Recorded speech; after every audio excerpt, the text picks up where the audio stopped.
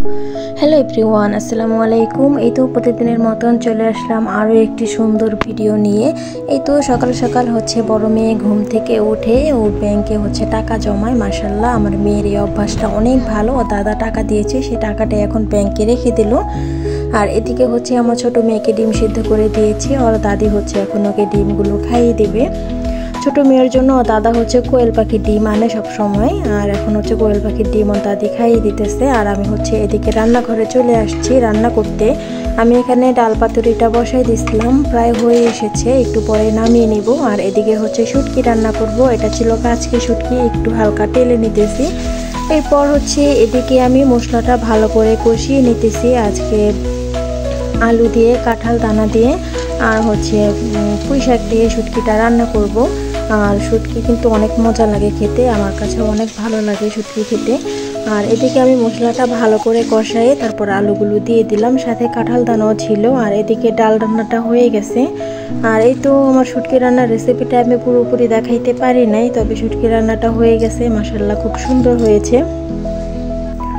আর এদিকে দুই মেয়ের জন্য একটু নুডলস রান্না করে নিব।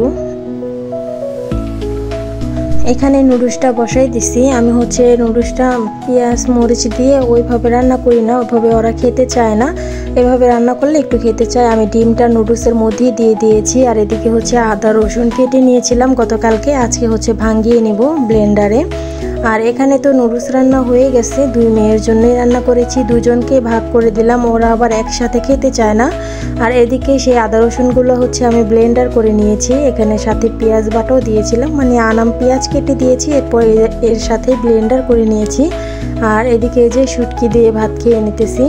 আমার কিন্তু শুটকি খেতে অনেক ভালো লাগে। এখানে শুটকি তরকারিটা অনেক মজার ছিল, এই জন্য আমি প্রথমবার শুটকি দিয়ে ভাত খেয়ে পরে আবার শুটকি নিয়েছি। আমার কাছে অনেক ভালো লেগেছে শুটকি রান্নাটা। আর পুঁই শাক দিয়ে শুটকি খেতে এমনিতেও ভালো লাগে। আর এখন শুটকি দিয়ে আর ডাল দিয়ে খাবো একসাথে মিক্স করে। আর এদিকে আমার ছোট মেয়ে ললিপপ খাইতেছে। মানে ও ভিডিও পছন্দ করে না কেন জানি না, তবে যদি ওর সামনে ক্যামেরা ধরে ও একটু অন্যরকম কান্নাকাটি করতে চায়, পছন্দ করে না। আর এখন মারিয়ামের বাবাকে একটা ডিম ভেজে দিতেছি, সে ডিম ভাজা দিয়ে ভাত খেয়ে দোকানে চলে যাবে। আর এটা তার পরের দিনের ভিডিও। সকাল সকালে ডিমটা ভেজে দিয়েছি। আর এদিকে আমার শ্বশুর বাজার পাঠিয়েছে, মুরগি পাঠিয়েছে। আমার শাশুড়ি আবার মুরগিটা কেটে দিতেছে। এটা ছিল সোনালী মুরগি, আমি আবার ভালো করে ধুয়ে তারপর রান্না বসাই দিব। এখানে মুরগি দিয়ে আলু দিয়ে আজকে রান্না করব। আমার মেয়েরা আবার শক্ত মুরগি পছন্দ করে না, ওরা একটু ফার্ম টাইপের যে নরম মুরগিগুলো ছিল না, পাকিস্তানি ফার্ম, ওই মুরগিগুলো পছন্দ করে। তবে ওইগুলোর থেকে তো এই মুরগিগুলাই খেতে বেশি মজা, সেটা ওরা বোঝে না, খেতে চায় না। আর এদিকে তো আমি মশলাটা ভালো করে কষাই নিছি। এখন ধুয়ে রাখা মুরগির মাংসগুলো দিয়ে দিলাম। এখন মাংসটাও একটু ভালো করে কষাই নিব। মুরগির মাংস তরকারি তো যত ভালো করে কষাবো ততই মজা হবে খেতে। আর এদিকে আমি একটু মশলাটা বেশি দিয়েছি। আর আমাদের এই মশলাটা না একটু কালারটা কেন জানি না বেশি, অল্প দিলে অনেক হয়ে যায়। আর এখানে মুরগির মাংসটা দিয়ে এখন একটু ভালো করে কষাই নিব।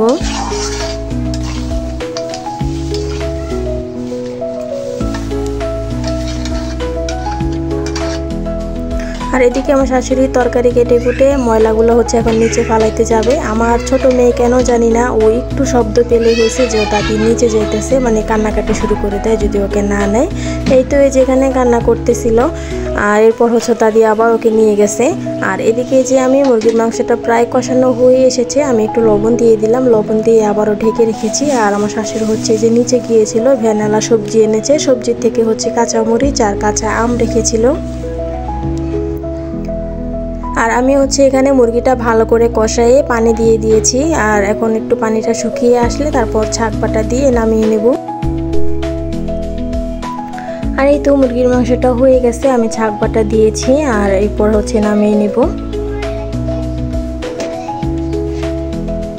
অনেকে বোঝেন না যে ছাক বাটা আবার কি। ছাক বাটা আমি পেঁয়াজ রসুন একবারে বেশি করে তেলে ভাজা ভাজা করে নিই, এরপর শেষের দিকে অনেকগুলা জিরা দিয়ে সেটাও একসাথে ভাজা ভাজা করে নিই, এরপর ব্লেন্ডার করে রেখে দিই। সেই ছাকটাই তরকারি হওয়ার কিছুক্ষণ আগে, মাছ রান্না করি বা মাংস যেটাই রান্না করি না কেন, তরকারি হওয়ার কিছুক্ষণ আগে আমি সেই ছাকটা দিই। আর ওই ছাকটা কিন্তু দিলে তরকারি স্মেলটাও খুব ভালো আসে আর তরকারির টেস্টও খুব মজা হয়। আপনারা ট্রাই করে দেখতে পারেন। আর এই তো বিকেলবেলা হচ্ছে বড় মেয়ের ম্যাডাম চলে এসেছে পড়াতে। আমি আবার একটু রং চা বানিয়ে ম্যাডামকে দিয়ে আসলাম। और स्कूल खोला যেদিন থাকে ওই দিন হচ্ছে বিকেলের দিকে আসে আর বন্ধের সময় সকাল দিকে এসে পড়ায় যায়। আর এদিকে হচ্ছে সন্ধ্যার দিকে আমরা আবার চা খেয়ে নিতেছি, চা গরম করে তারপর এখন বিস্কিট দিয়ে খেয়ে নিতেছি। আর চা বিস্কিট খেয়ে এরপর হচ্ছে রাত্রের জন্য এখানে পটল ভাজি করেছি আর হচ্ছে ডাল পাতুরি করেছি, আম ডাল পাতুরি করেছি, অল্পই করেছি যাতে রাত্রে শেষ হয়ে যায়।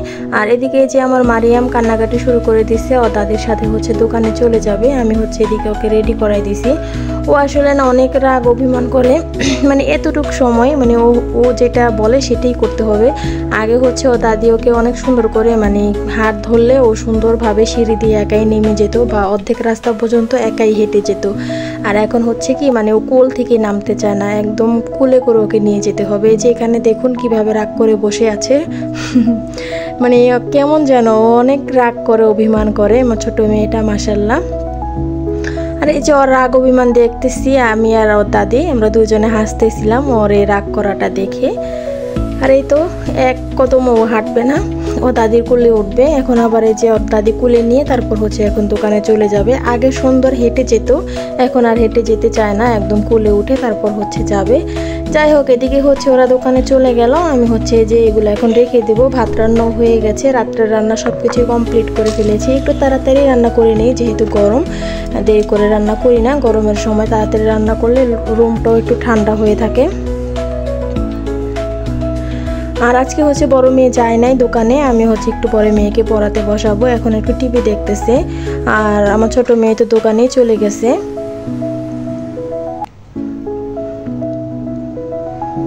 আর এই তো এখন হচ্ছে মেয়েকে পড়াবো, টিভিটা অফ করে দিব আর মেয়েকে যতক্ষণ পড়াইতে পারি। ম্যাডাম তো পড়ায় চলে গেছে বিকেলে, আবার স্কুলে গিয়েছিল সকালে। আমিও আবার পড়াই কম, মাঝে মধ্যে পড়াই, সময় পেলে একটু পড়াই। আর এখন এই যে মেয়েকে লিখতে দিয়েছি, মেয়ে বলতেছে আম্মু অনেক খিদা লেগেছে। ভাবলাম যে তুমি লিখতে থাকো, আমি তোমাকে ভাত খাইয়ে দিই।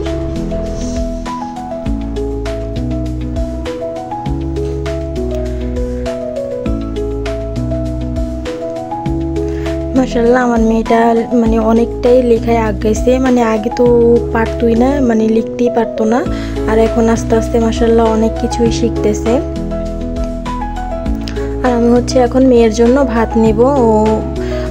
ও আগে আমাকে বলে দিছে যে আম্মু আমার জন্য ভাত নিবা, ডাল নিবা আর হচ্ছে পটল ভাজি নিবা। মুরগির মাংসের কথা আগেই বলে দিছে যে মাংস খাবে না, কেমন যেন ও মাছ মাংস কোনো কিছুই খেতে চায় না।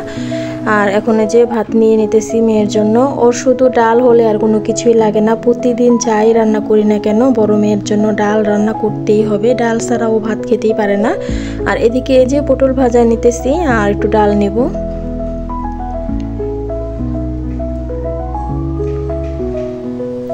এই যে আম ডালটা আমি একদম ঘন করে রান্না করেছি আর অল্পই রান্না করেছি যাতে রাত্রে শেষ হয়ে যায়।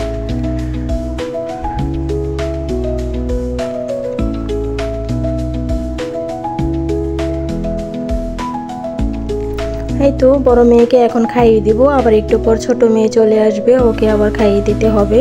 আর এভাবেই মেনটেন করে কাজ করতে হয়, কি করব। তারপরও হচ্ছে ও দাদি আবার অনেক সময় দেয় ওদেরকে।